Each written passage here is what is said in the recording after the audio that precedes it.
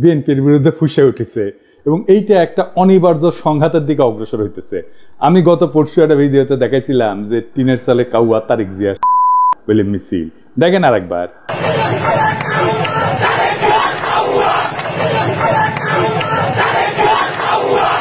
আজকে দেখেন একের পর এক মিছিল।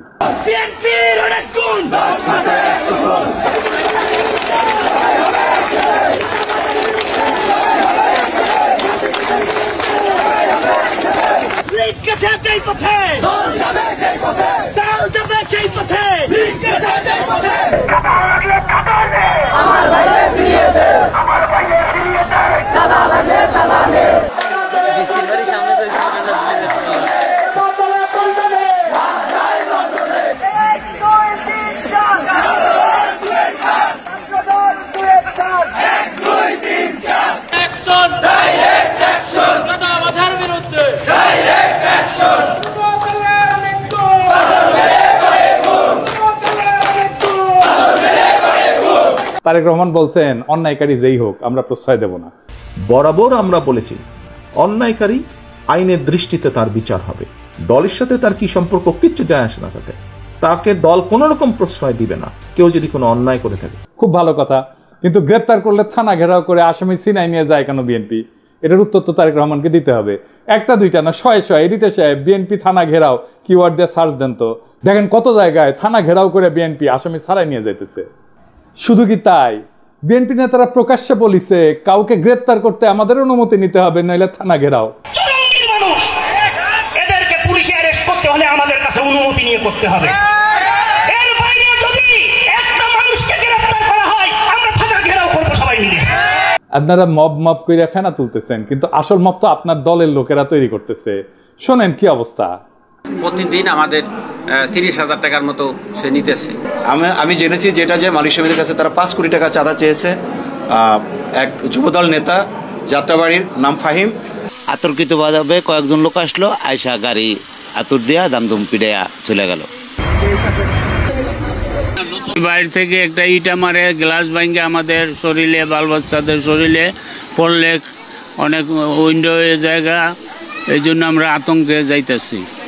আমাদের ভোগান্তি হইতেছে, আমরা রোগী নিয়ে যাইতে পারতেছি না, অনেক সমস্যা, এর বিশ্বাস চাই আমরা। একটা মানুষ ফ্যামিলি দোলাই পার নেমে যেতে ওখান থেকে আবার যাত্রাবাড়ি করতে হইব, তাদের ভোগান্তি না। এই পরিস্থিতি আমাকে জানে কোনো নিরাপত্তা নাই, সেজন্য আমাকে ঢুকতে না। আবার কয় গাড়ি লিয়ে আসলে 5,000 টাকা জরিমানা দিয়ে এবার গাড়ি নিবি, এই ডরে আমরা গাড়ি যাত্রাবাড়ি যাই না, আমরা দোলাই পাতে ঘুরে আসবি। দুই রকম কথা বললে তো হবে না। আপনারা তো আইন শৃঙ্খলা পরিস্থিতির অবনতি ঘটাইতেছেন, আপনার দলের লোকজনই ঘটাইতেছে। আপনারাই বলেন মব, আর এটা কি থানা ঘেরাও? এটা মব না। আপনার দলের নিজেদের ভিতরে মারামারিতে গত 6 মাসে 43 জন মারা গেছে। নিজের দলের ভেতরে মারামারি থামাইতে পারেন না, প্রফেসর ইউনূসকে দোষ দেন। আবার দেখেন বিএনপি অফিসে কে বা কারা ককটেল মারছে, এটা অতি জঘন্য কাজ হয়েছে, কিন্তু এর রিয়াকশন দেখেন। কিছুক্ষণ আগে বিএনপির পার্টি অফিসে ককটেল মারছে ওই রাজাকারের বাচ্চারা। এই সরকারকে সাবধান করে দিতেছি, কয়ে দিলাম অতিরিক্ত বাড়াবাড়ি করলে সরকার আমরা বয়সি, সরকার নামাইতে 10 মিনিট সময় লাগবো না। এই কুত্তা মার্কা সরকার নামাইতে আমাদের 10 মিনিট সময় লাগবো না, সাবধান করে দিতেছি। কিন্তু আপনার কর্মীদের মনে আত্মবিশ্বাসকে জাগাইছে যে 10 মিনিটে সরকার ফেলাই দিতে পারবে। হ্যাঁ, এতই হেডম। তা হাসিনার চোদনে বাংলাদেশের মানুষ 16 বছর ছিল কেন? এই সরকারকে বিএনপি বসাইছে। তো আপনারাই যদি বসাইছেন তাহলে আপনারা এই সরকারের ব্যর্থতার দায় নেন। বিএনপির কিছু কর্মীদের কথা আর কি বলবো, এরা মনে করে কাউরে গালাগালি করে আসলেই তার রাজনৈতিক কর্তব্য পালন করা হয়। রাজনীতি শিখাইতে পারেননি নিজের কর্মীদেরকে, কোনটা রাজনীতি কোনটা রাজনীতি না, রাজনীতি কেমনে করতে হয় সেটাও শিখাইতে পারেন নাই। আমি মাঝে মাঝে কমেন্টগুলো দেখি, আপনাদের দেখাই। এই ভিডিওটা আপনারা দেখেছেন না? তারেক রহমানের বিরুদ্ধে যত রকম অপপ্রচার আছে সেগুলো ডিবাঙ্ক করা হয়েছে, মানে সেগুলোর বিরুদ্ধে বলা হয়েছে এবং সেগুলো দেখানো হয়েছে যে এগুলো অপপ্রচার আমি করেছি। আমি সেখানে এসে বিএনপি কর্মী গালাইতেছে, সে ভিডিওটা দেখেই নাই, থাম্বনেল দেখিছে। ওরে কেউ বলছে বা নিজেই বুঝিছে পিনাকির ভিডিও যা যা বিএনপির বিরুদ্ধে আছে তার নিচে গালাগালি করে আসবে। খবরদার ভিডিও কলে দেখবে না, ভিডিও দেখলে পিনাকি ডলার পাবে। তোমরা ভিডিও দেখলে ওই এত বড় লোক হবি যে হাইগার ডলারে পাশা মুসবি। ওই আইসা থাম্বনেল দেখিছে আর কপি পেস্ট মারিছে। এইগুলাই হইতেছে বিএনপি সমস্যা। এইগুলা চলে হুজুগে। ওই যে হুইনা মুসলমান আছে না, এগুলো হুইনা বিএনপি। আর এদেরকেই বিএনপি কন্ট্রোল করতে পারতেছে না। দেখেন কি বলে বিএনপির নেতা, রাজনৈতিক সংগঠন জামাত শিবিরকে উৎখাত করেই ছাড়বে। সে তার নেতার পক্ষ থেকে দ্ব্যর্থহীনভাবে বলতেছে এই শাহজাদপুর, এই সিরাজগঞ্জের মাটিতে জামাত এবং এনসিপি নেতাদের কবর রচনা করা হবে। শুনেন,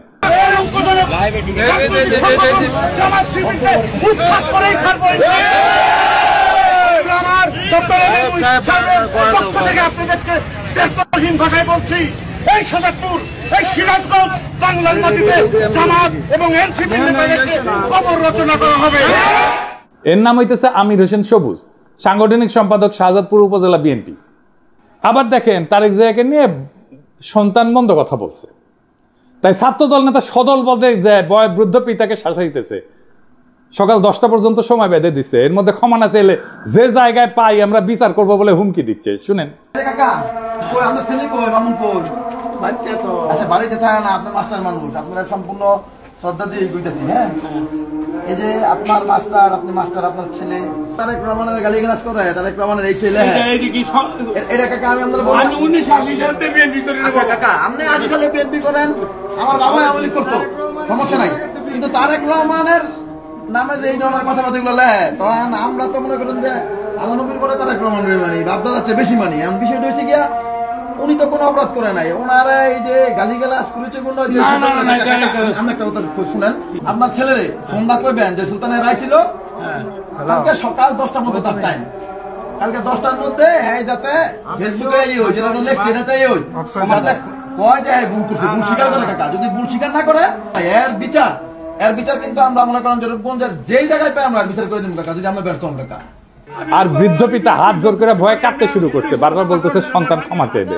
যে নেতায় কাণ্ড ঘটেছে সে বারবার বলছে যে সে এর কারণে সে বহিষ্কার হইতে পারে, কিন্তু এতে তার কিছু যায় আসে না, কারণ জানে বহিষ্কার হইলে তার দল বহিষ্কার প্রত্যাহার করবে আমাদের অগোচরে। এটা সময়ের ব্যাপার, বহিষ্কার কাগজের ব্যাপার। এইবার শুনেন, এটা আমি লাইভে আছি কাকা, একদম মনে করেন যায় সারা বাংলাদেশে দেখতেছে আমার নেতা তারেক রহমান দেখতে পারে, আমার বহিষ্কার করতে পারে, আমার কোনো আপত্তি নাই। যাই হোক, বিএনপি মানে শুধু এরা না, এর বাইরেও বিএনপি আছে, আর তারাই মেজরিটি যারা সত্যিকার অর্থে শহীদ জিয়ার আদর্শ আর খালেদা জিয়ার উত্তরাধিকার বহন করতে চায়। তাদের অনেকেই আমাকে গত ভিডিওর পরে ফোন দিছে, বিএনপির নানা পর্যায়ের নেতাকর্মীরা। অনেকে বলছে যে ভাই দিন শেষে আপনি ইলিয়াস আর কনক মিলা বিএনপির ড্যামেজ কন্ট্রোল করলেন, এখন অনেক পোস্টে হোস্টাইল রিয়াকশন কমেন্ট অনেক কমছে। অনেকে বলছে যে কাজটা ভালো করেন নাই, বিএনপিকে রক্ষা করতে যাইয়া। আমি আসলে বিএনপিকে রক্ষা করতে যাই নাই, দেশের স্বাধীনতা সার্বভৌমত্ব রক্ষা করতে গেছি। আর বিএনপির ভুলগুলো ধরায় দেওয়া থেকে আমি সরে আসি নাই। এখন কইবেন বিএনপিকে রক্ষা করলে বাংলাদেশের স্বাধীনতা সার্বভৌমত্ব, দেশের স্বাধীনতা সার্বভৌমত্ব কেমনে রক্ষা হয়? আসেন এটা না বুঝে দেখি, বিএনপির সাথে স্বাধীনতা সার্বভৌমত্ব কেন যুক্ত। একটা আধুনিক রাষ্ট্রের স্বাধীনতা সার্বভৌমত্ব কেবলমাত্র তার ভূখণ্ড বা আন্তর্জাতিক স্বীকৃতির উপর নির্ভর করে না, বরং সেটা গঠিত হয়, তৈরি করতে হয় রাষ্ট্রের জনগণ, প্রতিষ্ঠান এবং রাজনৈতিক পরিকাঠামোর সমন্বয়। তিনটে জিনিস, জনগণ, প্রতিষ্ঠান এবং রাজনৈতিক পরিকাঠামোর সমন্বয়। এই কাঠামোর কেন্দ্রে অবস্থান করে রাজনৈতিক দলগুলো। রাজনৈতিক দল কেবল রাষ্ট্র ক্ষমতার প্রতিযোগী না, তারা রাষ্ট্রীয় কর্তৃত্বের সামাজিক অনুমোদনের ধারক, জন অভিপ্রায় প্রকাশের মাধ্যম এবং রাজনৈতিক স্থিতিশীলতার একটা মৌলিক স্তম্ভ। যখন একটা দেশের রাজনৈতিক দলসমূহ ধ্বংস হইয়া যায় বা তাদের কার্যকারিতা ভেঙে পড়ে, তখন সেই রাষ্ট্রের আন্তঃপ্রাতিষ্ঠানিক ভারসাম্য, জনভিত্তিক শাসন এবং কূটনৈতিক অবস্থান দুর্বল হয়ে যায়, যা সরাসরি স্বাধীনতা সার্বভৌমত্বের উপরে আঘাত আনে। কি জটিল লাগতেছে? আরো পরিষ্কার করে বুঝে দেখবো, আসেন বুঝে দেখি। রাজনৈতিক দল কিভাবে গণ অনুমোদনের একটা সাংগঠনিক রূপ। রাজনৈতিক দলগুলো একটা দেশের জনমতের প্রাতিষ্ঠানিক কণ্ঠ। দলীয় রাজনীতির মাধ্যমেই জনগণ রাষ্ট্র ক্ষমতায় অংশ নেয়। দল ধ্বংস হইলে বা নিষ্ক্রিয় হইলে রাষ্ট্রে জনসমর্থনের ভিত্তি দুর্বল হয়ে পড়ে, ফলে শাসন এবং সার্বভৌম কর্তৃত্বের বৈধতা প্রশ্নবিদ্ধ হয়। রাজনৈতিক দলগুলোর মাধ্যমে তৈরি হয় নীতি নির্ধারণের ধারাবাহিকতা এবং বিকল্প। স্বাধীনতা এবং সার্বভৌমত্ব রক্ষা করে দুইটা জিনিস, কূটনীতি আর নিরাপত্তা নীতি। এটা ধারাবাহিকতা এবং বিকল্প চিন্তা রাজনৈতিক দলগুলোর মধ্যে বিকশিত হয়। দলের অনুপস্থিতিতে এক কেন্দ্রিক নীতি নির্ধারণ শুরু হয়। যেই নীতিতে পাবলিক সাপোর্ট নাই সেই নীতি দীর্ঘমেয়াদে টেকে না। এই এক কেন্দ্রিক নীতি নির্ধারণটা কেমন একটু দেখিয়ে আসেন। আমি একটা এক্সাম্পল দিয়ে বুঝি। ভারত বাংলাদেশের রাজনৈতিক এবং অর্থনৈতিক স্বার্থ এক, এটাই ছিল হাসিনার কূটনীতিক স্ট্যান্ড। এটা এক কেন্দ্রিক নীতি। ওই যে আলগা মোমেন বলছিল না, ভারতের উন্নয়ন আমাদের উন্নয়ন, ভারতের বিজয় মানে আমাদের বিজয়। শুনেন, আমাদের বিজয় ভারতের বিজয়, বুঝছেন? আমাদের উন্নয়ন ভারতের উন্নয়ন, ভারতের উন্নয়ন আমাদের উন্নয়ন। এই কূটনৈতিক স্ট্যান্ড তো টিকে নাই। এটা হইতেছে এক কেন্দ্রিক নীতি নির্ধারণ। আমাদের সব সম্পর্ক সব নতুন করে করতে হইতেছে না, আগে ইন্ডিয়ার মাধ্যমে হাসিনা রাজনৈতিক সম্পর্ক তৈরি করতে, এবং এই কারণে আমাদের প্রতিষ্ঠানগুলো দুর্বল হয়েছে, আমাদের ব্যুরোক্রেসি দুর্বল হয়েছে, আমাদের কূটনীতি দুর্বল হয়েছে, আমাদের ডিপ্লোমেসি দুর্বল হয়েছে। রাজনীতি প্রাতিষ্ঠানিক ভারসাম্য রক্ষায় কি ভূমিকা রাখে? সুস্থ রাজনৈতিক দলগুলা নির্বাহী, আইন প্রণয়ন এবং বিচার বিভাগের ভারসাম্য রক্ষায় সহায়ক হয়। দলগুলোর অনুপস্থিতিতে রাষ্ট্রযন্ত্রের অঙ্গগুলোর মধ্যে ক্ষমতার ভারসাম্য নষ্ট হয়। এর জন্যই কর্তৃত্ববাদী প্রবণতা তৈরি হয়, যেমন যেটা হয়েছিল হাসিনার আমলে, এবং এর ফলে বৈদেশিক হস্তক্ষেপের পথ উন্মুক্ত করে। আমি কয়েকটা প্র্যাকটিক্যাল উদাহরণ দিয়ে বুঝাই দিতেছি। ইরাক 2003 সালের পর থেকে বর্তমান পর্যন্ত ইরাকে কিন্তু একটা রাজনৈতিক দল ধ্বংস হয়ে গেছে। কোন পার্টি? সেটা বাথ পার্টি। এটা পতনের পর যে রাজনৈতিক শূন্যতা তৈরি হয়েছে, পশ্চিমা শক্তি নির্বাচন ব্যবস্থা চাপাই দিল, নিরাপত্তাহীনতা এবং জাতিগত বিভাজন রাষ্ট্রের ভিতরে সার্বভৌমত্ব কর্তৃত্বকে দুর্বল করে রাখছে, আর রাষ্ট্র হিসেবে দাঁড়াইতে পারতেছে না ইরাক। জাস্ট বাথ পার্টি নাই জন্য, যত খারাপ পার্টি হোক। লিবিয়া গাদ্দাফি শাসনের পরে যে রাজনৈতিক শূন্যতা তৈরি হয়েছে, গাদ্দাফির যে পলিটিক্স ছিল সেই পলিটিক্সটাকে পূরণ করতে পারে না। তাই দেশটাতে মিলেশিয়া, বিদেশি হস্তক্ষেপ প্রধান নিয়ন্ত্রক শক্তি হয়ে উঠছে। রাষ্ট্রের সার্বভৌমত্ব আজও পুনঃপ্রতিষ্ঠিত হয়নি। আবার দেখে আফগানিস্তানে মার্কিন দখলদারির সময় তারা তো সাহায্য দিয়েছে প্রচুর, নানা ধরনের কনসালটেন্সি দিয়েছে, মেলা মানুষকে শাসন ক্ষমতায় বসাইছে, নানা শক্তিকে ক্ষমতায় বসাইছে, কিন্তু দেশটা শান্ত হয় নাই, দেশে প্রগতিও হয় নাই, কারণ রাজনৈতিক শূন্যতা ছিল। রাজনৈতিক শূন্যতা থাকলে সেই দেশ যে আগায় না, তালেবান পূর্ব আফগানিস্তান তার প্রমাণ। এখন আগাইতেছে না, এখন আগাইতেছে। কেন আগাইতেছে? কারণ এখানে পলিটিক্যাল ভ্যাকুয়ামটা নাই, আর পূরণ হয়ে গেছে। এটা নিয়ে একাডেমিক অনেক আলাপ আছে, আসেন সেই আলাপগুলো একটু এক এক করে দেখি। গামসির একটা হেজিমনির ধারণা আছে, আমি অনেকগুলো এপিসোডে এটা বলছি। মানে দলগুলা জনগণের মত এবং রাষ্ট্রীয় শক্তির মাঝে সাংস্কৃতিক এবং রাজনৈতিক সেতু বন্ধন তৈরি করে। দল ধ্বংস হইলে এই হেজিমনিক বা কর্তৃত্বের যে ব্লক, এটা ভেঙে পড়ে। ফলে বিদেশি শক্তি এবং স্থানীয় সুবিধাভোগীরা নতুন করে ক্ষমতা নির্মাণে নেমে পড়ে, যেটা হয়েছে আজকে। হান্না আরেন্ডের পাওয়ার ভার্সেস ভায়োলেন্স বলে একটা তত্ত্ব আছে। ওখানে উনি বলছেন যে রাজনৈতিক দলের অনুপস্থিতিতে রাষ্ট্র জন্ম নেয় সহিংসতা নির্ভর প্রশাসনিক ব্যবস্থা, যার উপরে জনগণের কোনো কর্তৃত্ব থাকে না। এতে সার্বভৌমত্ব কেবল প্রতীকী থাকে, কার্যকর থাকে না। আর একজন দার্শনিক আছে ম্যাক্স ভেবার, এটা ওয়েবার বলে অনেকে, এটা উচ্চারণ আসলে ভেবার। তার একটা লেজিটিমেসি এবং অথরিটি বা কর্তৃত্বের বৈধতার তত্ত্ব আছে। উনি বলছিলেন যে একটা রাষ্ট্র কেন চলতে পারে, কেন মানুষ শাসকের কথা মেনে চলে, সেটা বোঝার জন্য আমাদের দেখতে হবে কর্তৃত্বের বৈধতা কোথায় থেকে আসে। উনি বলছেন যে 3 ধরনের শাসন থেকে কর্তৃত্বের বৈধতা আসে। একটা হচ্ছে রেশনাল লিগ্যাল অথরিটি, বৈধ বা আইন ভিত্তিক কর্তৃত্ব, মানে যখন শাসকেরা নিয়ম করে নির্বাচিত হয়, সংবিধান আইন প্রতিষ্ঠা করে, প্রণয়ন করে, প্রতিষ্ঠানের মাধ্যমে রাষ্ট্র চলে। এই রাজনৈতিক দলগুলো এই ধরনের কর্তৃত্বের মূল মাধ্যম, কারণ দল নিয়ে নিয়ম মেনে প্রতিযোগিতা করে ক্ষমতায় আসা যায়। 2 নম্বর হইতেছে ক্যারিসমেটিক অথরিটি বা ব্যক্তিগত আকর্ষণে চালিত শাসন। কেউ হয়তো অত্যন্ত জনপ্রিয়, আবেগী বক্তা বা যুদ্ধনেতা, তাকে মানুষ অনুসরণ করে, তিনি নিয়ম বা আইনের চেয়েও ব্যক্তিত্ব দিয়ে রাষ্ট্র চালান। যেমন হইতেছে হিটলার, মোদি, গাদ্দাফি, এমনকি হাসিনাও, মুজিবও, মানে সোহরাওয়ার্দীর বডিগার্ড। 3 নাম্বার ট্র্যাডিশনাল অথরিটি বা ঐতিহ্যগত কর্তৃত্ব, মানে আমাদের পূর্বপুরুষরা মানত, ওরাই সবসময় চালায়, আমিও মানি, এই ধরনের আর কি। রাজতন্ত্রে চলে, জমিদারি সামন্তবাদী শাসনে চলে। তাই ম্যাক্স ভেবার বলছে যখন রাজনৈতিক দল থাকে তখন রেশনাল লিগ্যাল কাঠামোতে চলে, নিয়ম আইনের প্রক্রিয়া। কিন্তু দল ভেঙে গেলে সেই জায়গাটা ব্যক্তির মোহ বা ক্যারিশমা অথবা ঐতিহ্যের দাবিদারি, যে ট্র্যাডিশনাল পাওয়ার, এটা নিয়ে নেয়। এতে শাসন অস্থিতিশীল হয়ে পড়ে, কারণ ব্যক্তি যদি মরে যায় বা জনপ্রিয়তা হারায় তখন শাসনের ভিত্তিও ভেঙে পড়ে। শাতাল মুফ ওনার নাম, আসলে এটা ওনার একটা তত্ত্ব আছে অ্যাগনস্টিক ডেমোক্রেসি। উনি আমার খুব প্রিয় চিন্তক। ওনার নাম আমাদের দেশে কত পরিচিত না, আসেন আগে দেখি উনি কে। শাতাল মুফ একজন প্রভাবশালী বেলজিয়ান রাজনৈতিক তাত্ত্বিক, যিনি মূলত গণতন্ত্র, রাজনৈতিক দ্বন্দ্ব এবং হেজিমনি, মানে যেটা গ্রামসির তত্ত্ব, আগে প্রথমে বলছি কর্তৃত্ব, রাজনৈতিক কর্তৃত্ব, এই বিষয়ক চিন্তার জন্য খ্যাত। তিনি আধুনিক র্যাডিক্যাল গণতন্ত্রের অন্যতম প্রবক্তা। তার কাজের মূল বিষয়বস্তুর একটা হইতেছে অ্যাগনস্টিক প্লুরালিজম বা বিরুদ্ধতাপূর্ণ বহুত্ববাদ। তো শাতাল মুফ মনে করে যে গণতন্ত্র মানে মতভেদের অবসান না, কিন্তু বরং গঠনমূলক দ্বন্দ্বের স্বীকৃতি। দেখেন বিএনপির মধ্যে মনে করে যে আমি যদি সমালোচনা করি আমি শত্রু, মানে তার সমালোচনা করাই যাবে না, সমালোচনা করলেই শত্রু, এবং ওইটা না করলে ঐক্য নাই। এই গণতন্ত্রই বোঝে না, ডেমোক্রেসির আধুনিক ধারণাগুলো এদের মাথার মধ্যেই নাই একেবারে। রাজনীতি মানে ঐক্য না, বিরোধ রাজনীতি। আমরা একে অপরকে শত্রু হিসেবে না দেখে বিরোধী বা অ্যাডভার্সারি হিসেবে মানলে গণতন্ত্র টিকে থাকে। ওনার একটা ধারণা আছে লেফট পপুলিজম বলে, তিনি যুক্তি দেন যে ডানপন্থী পপুলিজমের মোকাবেলায় বাম ঘেঁষা পপুলিজমের দরকার আছে, যেখানে জনগণের আবেগ, পরিচয় এবং প্রতিবাদ সংগঠিত হবে প্রগতিশীল রাজনৈতিক লক্ষ্য নিয়ে। তো ওই যে সাতালমুখ বলতেছে যে গণতন্ত্র মানে সবাই একমত তা না, সবাই মিলে ঐক্য তা না, বরং গণতন্ত্র মানে হচ্ছে নিয়ন্ত্রিত নিয়মতান্ত্রিক মতবিরোধ এবং বিরোধিতা এসে থাকবে, তবুও সবাই খেলবে একই নিয়মে। মতবিরোধের ক্ষেত্র তৈরি করে রাজনৈতিক দলগুলো এক দল বলবে বাজার অর্থনীতি দরকার, আরেক দল বলবে সমাজতন্ত্র দরকার, আরেক দল বলবে ইসলামী অর্থনীতি দরকার, এক দল বলবে আমার খেলাফত দরকার, এক দল বলবে কর বাড়াও, আরেক দল বলবে কর কমাও। এই যে প্রতিযোগিতা এবং মতানৈক্য, এটার নামই হচ্ছে অ্যাগনিজম, মানে স্বীকৃত দ্বন্দ্ব। এতে জনগণের ইচ্ছা প্রকাশ পায়, নীতি পরীক্ষা হয়, ভুল ধরা পড়ে, বিকল্প ভাবনা আসে। কিন্তু দল ভেঙে গেলে কি হয়? আর কেউ প্রশ্ন তোলে না, আর কেউ বিকল্প দেয় না, শুধু এক শাসক বা এক গোষ্ঠীর মতেই দেশ চলে। এটাকে বলা হয় ওয়ান কালার অথরিটারিজম বা এক রঙের এক চিন্তার একচ্ছত্র শাসন। তখন রাষ্ট্র আর গণতান্ত্রিক থাকে না, হয়ে ওঠে এক পেশে আদেশের কারখানা। তাই রাজনৈতিক দল ধ্বংস হওয়া মানে কেবল একটা সংস্থা বিলুপ্ত হওয়া না, এটা রাষ্ট্রের গণতান্ত্রিক কাঠামোর অন্তঃসার শূন্য হয়ে যাওয়া, জনগণের প্রতিনিধির কণ্ঠ নিঃশেষ হয়ে যাওয়া এবং রাষ্ট্রীয় পরিসরে শূন্যতার সৃষ্টি হওয়া, যা বিদেশি শক্তি স্থানীয় শোষক শ্রেণীর হাতে রাষ্ট্রীয় নিয়ন্ত্রণের রাস্তা উন্মুক্ত করে দেয়। তাই স্বাধীনতা সার্বভৌমত্ব রক্ষায় রাজনৈতিক দলের বহুত্ব, কার্যকারিতা এবং গণভিত্তি অপরিহার্য। এবার প্রশ্ন উঠতে পারে, বিএনপি কি দায় নাই এই ধরনের ঘটনা ঘটায়?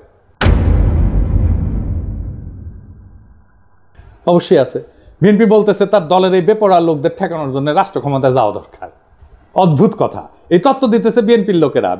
বিএনপি কিন্তু এই কাজ করতে গিয়ে জন্ম দিয়েছিল র্যাব, নিজের দলের গুন্ডাদের সামলাইতে পারতেছিল না, তাই র্যাব বানাইছিল। বিএনপির এইসব সোকল্ড ইন্টেলেকচুয়াল ইনফ্লুয়েন্সারদের সাথে কথা বলতে যাওয়াটাও একটা যন্ত্রণা। খোদা তাআলা আমার এমনই কপাল দিচ্ছে যে এই নিরেট মূর্খ প্রফেশনালি আনসাকসেসফুল লোকগুলার রেফারেন্স দিতে হয়, একেবারে মূর্খ, কিছু জানে না। ইলিয়াস আমার উপরে খুব খেপা, এই জন্য খুব চেতিছে। ইলিয়াস কয়, দাদা আপনি এইগুলারে কেন মেনশন দেন? ওদের জীবনের সবচেয়ে বড় পাওয়া পায়ে গেছে, কিন্তু এইগুলো গুরুত্বপূর্ণ, কারণ এরা যে কি মাল সেটা বিএনপির কর্মীদের বোঝা দরকার। তো কারণ বিএনপির কর্মীরা তো ওদের দিকে তাকায় থাকে, ওরা কি লেখে দেখে এবং সেটা অনুযায়ী কাজ করে। তো বিএনপির কর্মীরা বুঝবে না যে সে কাকে ফলো করতেছে, তাকে কে ইনফ্লুয়েন্স করতেছে, সেটা দেখবে না, দেখার দরকার আছে তো ইলিয়াস। তাও আসেন আমি বিএনপি ওয়ালাদের দেখাই, দেখানো দরকার। এটা আমি এইভাবে সব কয়টার বিএনপির অনলাইন কুতুবদের দেখাবো। একটা মানুষ দুনিয়ার জন্য কতটা ইউজফুল এটা বোঝার জন্য আপনি দেখবেন তারে কেউ রিক্রুট করছে কিনা, তাকে কেউ চাকরি দিচ্ছে কিনা, তারে কেউ বেতন দিয়া পালে কিনা, সে কি কাজ করে, কি কাজ করে খায়, পেট চালায় কি করে, তার সাথে প্রফেশনালি কে কানেক্টেড, এটা পাবেন আপনি লিঙ্কডইনে। আমি নিজেও একটা ঠাপ খায় এটা শিখেছি। করলে আমার কাছে দাবি করেছিল একজন পিএইচডি আর ইউনিভার্সিটির টিচার, তো ওই লিঙ্কডইনে গেলে কলে আমি বুঝবার পারলাম যে ওই ক্যাঙ্কা পিএইচডি আর ক্যাঙ্কা ইউনিভার্সিটির টিচার। তো বিএনপির এই অনলাইন কুতুব লোকে বলে বিরিয়ানি আলম, কারণ বিরিয়ানির দোকান থেকে টেকা নেয়, সে দাবি করে সে মার্কেটিং করে দিছে তাই টেকা নিছে, ফেয়ার এনাফ। কিন্তু কামটা করে কি, যে কি কোথায় রিক্রুট করে, ওটা উঠি আছে। হ্যাঁ, একটা কনস্ট্রাকশন সার্ভিস দেয়, এরকম কোম্পানিতে কাজ করে। কি কনস্ট্রাকশন সার্ভিস দেয় সেটা হইতেছে সেই কোম্পানির নির্মাণ সামগ্রী পরীক্ষা করে, যেমন কংক্রিট, অ্যাসফল্ট, মাটি, এগুলোর গুণগত মান নিশ্চিত করে। আর কি, এই অগ্রগতি পর্যালোচনা করে, প্রজেক্টের অগ্রগতি পর্যালোচনা করে, নির্মাণের বিভিন্ন পর্যায়ের নিরাপত্তার দিক যেমন কোড ফলো করতেছে কিনা, এগুলো খুঁটিনাটি পরীক্ষা করে দেখে। তো এই কোম্পানির ব্র্যান্ড মার্কেটিং কনসালটেন্ট নিজেই দাবি করেছে যে ওই ব্র্যান্ড মার্কেটিং কি বুঝে, বানান করতে পারবে, ঢাকা ইউনিভার্সিটির সাংবাদিকতায় পড়ে মার্কেটিং শিখে গেছে, বাবা বড় তালে বড় এসে গেছে। আচ্ছা, কাজ করে কি, ওই লিখিছে ও ফটো তুলে ভিডিও বানায়, উরে বাবা, কোম্পানির প্রোগ্রামে, এটা হইতেছে ওর কাজ। কোম্পানির ওয়েবসাইট তৈরি করেছে, লোক পাই নাই, ওরা দিয়ে তৈরি করাইছে। কোম্পানির আইটি সাপোর্ট দেয়, অ্যাডমিন সাপোর্ট দেয়, জিমেল সুইট দেয়া মেল ম্যানেজমেন্ট করে। এর মধ্যে ব্র্যান্ড মার্কেটিং কোনটা বলেন তো? আপনারা তো মার্কেটিংয়ে অনেকে পড়াশোনা করেছেন, বলেন তো কোনটা? আচ্ছা, সবচেয়ে বড় কাজ যেটা করে সেটাই কিন্তু কই নাই, গুগল ড্রাইভে কোম্পানির গুরুত্বপূর্ণ ফাইল আপ করে। আজকের তরুণ ওরে আপনি বস মানবেন? আমার ভিডিওতে অনেক মার্কেটিং ডিরেক্টর, সিইও, কোম্পানির মালিক দেখেন, আপনি ওরা রিক্রুট করবেন মার্কেটিংয়ে, জুনিয়র পজিশনে রিক্রুট করবেন না তো। আমার জীবনে একটাই বিষয় ছিল, হ্যাজাকের ল্যান্টার্ন কেমনে জ্বলে, কারণ পুরা যায় তো, তারপরে কেমনে জ্বলে। এই বিরানি আলমরা দেখার পর আমার বিষয়, বিরানি আলমরা কে বেতন দেয় এই কাম করার জন্য?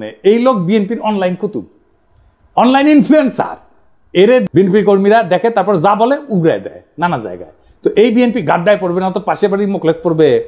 বিএনপি মনে করেছে যে সবকিছু আগের মতো থাকবে, শুধু যায় রাষ্ট্র ক্ষমতায় বসবে, তারা ধপাস করিয়া ক্ষমতায় বসে রাষ্ট্রযন্ত্র দিয়ে গুন্ডামি থামাবে আর সবকিছু ঠিক থাকবে। পুরা ফ্যাসিস্ট কাঠামো ঠিক থাকবে, শুধু ক্ষমতায় থাকা লোকগুলা বদলাবে। তাইলে তো তাকে আওয়ামী লীগ হয়ে দেশ চালাইতে হবে। পুরা রাষ্ট্র কেমনে চলবে এটা তো হাসিনার ইন্ডিয়া বসে ঠিক করেছে, সেভাবে বানাইছে সবকিছু।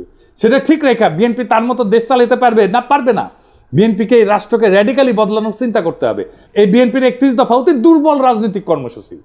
আমি শুধু কয়েকটা দেখাইছি, পুরাটা ইচ্ছা করে মায়া করে দেখাই নাই। উচ্চ কক্ষ নিয়ে দেখাইছি না?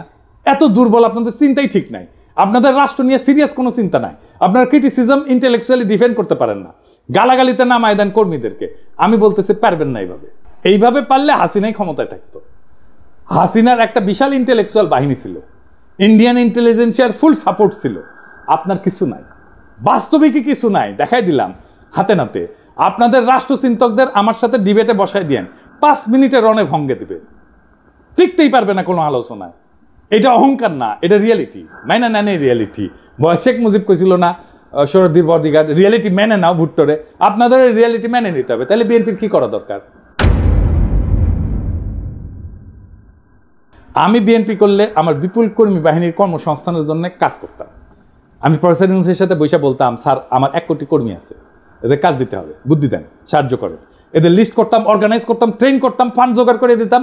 তারপর এসএমই স্মল মিডিয়াম এন্টারপ্রাইজে কাজে লাগাই দিতাম। এরা চান্দাবাজি করে, কারণ কাজ নাই।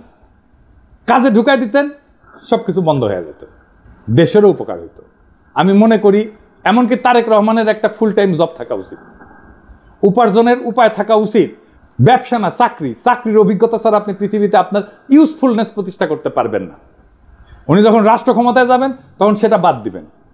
মানুষ যদি দেখে উনি কিছু করেন না, তাহলে রাজনীতি করেন, তাহলে মনে হবে যে আমিও রাজনীতি করব, কিছুই করব না। এবং মানুষ কি মনে করে আসলে আপনাদেরকে, পলিটিশিয়ানদেরকে মনে করে আপনারা চান্দা দিয়ে চলেন। এটা আমার কথা না, একদম জনগণের কথা। আমি দেখাই দিতেছি, শুনেন, দেখেন কি বলে। একটাও কাম করে খায় না, চাঁদা উড়ে খায়। ছোট নেতা চাঁদা উড়ায়, বড় নেতা মালিক হয়ে যায়। সব নেতা চলে 4,000 টাকা দিয়া। কোন নেতা কাম করে কইতে পারবে যে আমি কাম করি না ভাই? সব নেতারা খায় 4,000 টাকা। 4,000 টাকা খাইয়া সব নেতার সংসার চলে। আর বাচ্চা কাছে পড়ালেখা করে 4,000 টাকা দিয়া। ওরা সংসারে মার্কেট করে, টাকা পয়সা দিয়ে মার্কেট করে, যে পানিটা কিনে খায় 4,000 টাকা দিয়া। 4,000 টাকা ছাড়া সংসার চলে না। ওরা চিকিৎসা করতে চায় বাইরে বিদেশে চিকিৎসা করতে চায় 4,000 টাকা দিয়া। আপনি খোঁজ নিয়ে দেখেন, যত বড় নেতা হোক এই 4,000 টাকা খাইয়া নেতামি করে। প্রত্যেকটা নেতা 4,000 টাকা খায়, প্রত্যেকটা কর্মী 4,000 টাকা খায়। কোন দলে চাঁদাবাজ থাকবো না বাংলাদেশে। 4,000 টাকা খাইয়া এরা রাজনীতি করে। এখন চাঁদা বন্ধ হইলে রাজনীতি কেউ করবে না। চাঁদা বন্ধ হয়ে গেলে রাজনীতি কেউ করবে না। যে ধান্দা নাই, রাজনীতি করবো কেন? কাম করে খাই। চাঁদাবাজি আছে জড়িত, আপনি খোঁজ নিয়ে দেখেন ভালো মতন। দেখেছেন, রেসপেক্ট করে না তো পলিটিশিয়ানদেরকে। কেন করে না? কারণ আপনাদের মনে করে আপনারা চান্দা দিয়ে চলেন। বিএনপি এখন একটা সন্ধিক্ষণে দাঁড়ায় আছে। সামনে 2টা পথ, একটা আত্মধ্বংসের আর একটা নবজন্মের। আপনি যদি রাজনৈতিক দল হিসেবে জনগণের কাছে ফিরে আসতে চান, তাহলে এই মুহূর্তে আত্মসমালোচনা, কাঠামোগত সংস্কার এবং র্যাডিক্যাল চিন্তার সাহস দেখাইতে হবে। বিএনপি যদি ভাবে তার পুরনো কাছে ফিরে গিয়ে ক্ষমতা ফিরে আসবে, তার দিবা স্বপ্নের বেশি কিছু না।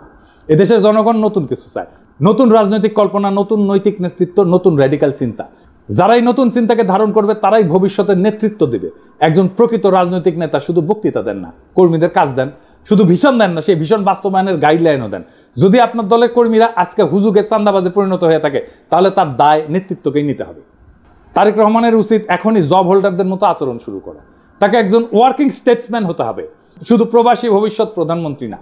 বিএনপির সামনে এখন 3টা বড় কাজ: নিজের কর্মী বাহিনীকে প্রশিক্ষণ দিয়ে উৎপাদনমুখী কাজে লাগানো, র্যাডিক্যাল স্টেট রিফর্ম পরিকল্পনা নিয়ে জনগণের সামনে হাজির হওয়া, আর 3 নাম্বার দলে থাকা ডিজিএফআই চাঁদা খাওয়া, রয়ের টাকা খাওয়া, নব্য দালাল, বেকার, অনলাইন কুতুবদের চিন্তাহীন দৌরাত্ম থামানো। এই রাজনৈতিক বিশৃঙ্খলা, ছিন্নমূল নেতৃত্ব আর চিন্তাহীন কর্মী নিয়ে রাজনীতির পরিণতি একটাই, নতুন করে একনায়কতন্ত্র আর গভীর বৈদেশিক হস্তক্ষেপ। বর্ষা বিপ্লবের চেতনাকে গণতান্ত্রিক কাঠামো থেকে তাড়াই দেয় এক ব্যক্তির ভাবমূর্তি কেন্দ্রিক প্রজেক্টে পরিণত করা। আপনারা যদি সত্যি শহীদ জিয়ার উত্তরাধিকার হন, তাহলে শহীদ জিয়ার মতো করে রাষ্ট্র গঠনের স্বপ্ন দেখে মাটি কামড়ায় জনতার ভরসা অর্জনের রাজনীতি করে, না হলে ইতিহাসের ডাস্টবিনে আপনাদের জায়গা হবে। এই সময়টাতে যারা সাহস করে সত্য বলছে, তারা বিএনপির শত্রু না। এই হুঁশিয়ারি শোনা না হলে সামনের দিনগুলোতে আপনাদের পতনই কেবল অনিবার্য না, তা হয়ে উঠবে ইতিহাসের এক করুণ ট্র্যাজেডি। সময় আছে, বদলান, নয়তো ইতিহাস বদলায় দেবে আপনাদেরকে। ইনকিলাব জিন্দাবাদ, গণতন্ত্র জিন্দাবাদ, রাষ্ট্র রূপান্তরের রাজনীতি জিন্দাবাদ।